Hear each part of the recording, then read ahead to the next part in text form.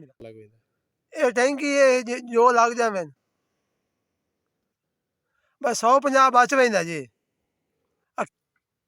ਅਸਲ ਤਾਂ ਜੀ ਕਿੱਲੇ ਤੇ ਲੱਗਣੇ 5 ਟੈਂਕੀਆਂ ਤੇ 250 ਰੁਪਏ ਕਿੱਲੇ ਦਾ ਖਰਚਾ ਹੋ ਪੈਂਦਾ ਜੀ ਤੇ 100 ਸਵਾ 100 ਬਚ ਪੈਂਦਾ ਤੇ ਟੋਰ ਤੇ ਆਨੇ ਮਜ਼ਦੂਰ ਬੰਦੇ ਆ। ਖਾਲੀ ਵਜ਼ਨ ਹੈ ਜੀ 15 ਕਿਲੋ ਪਿਆ ਤੇ ਭਾਰਤ ਚਾਵੀ ਤਾਂ ਮਾਣ ਤੋਂ ਹੋ ਪੈਂਦੀ ਹੈ ਲਗਭਗ। ਇਹ ਮਾਣ ਦਾ ਵਜ਼ਨ ਹੈ ਜੀ।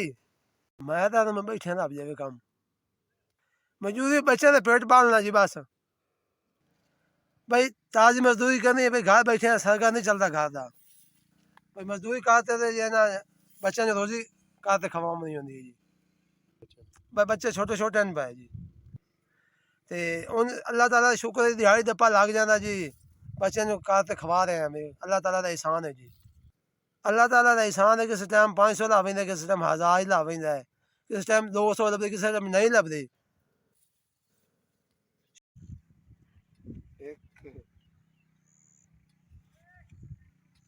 दो तीन चार 4000 अल्लाह ताला का एहसान है जी शुक्र है ज़्यादा उन दुआएं दे से हैं जी।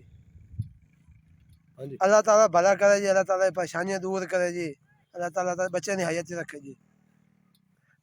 चलो जिस बंदे जीती अल्लाह ताला जी ओदी उम्र दराज करे जी अल्लाह ताला बहु देवे उन्हें जी अल्लाह ताला शुक्र है जी ओदी ज़्यादा।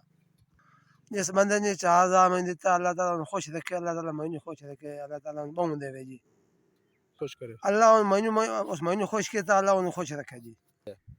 SVS उसने 4000 रुपये दिता जी पहुंचाया 4000 ने उसने पहुँचाया जी अल्लाह बहुत शुक्र ज़्यादा जी अल्लाह ताला उन्हें बहुत देवे जी मैं उसने गरीब से एहसान किया जी।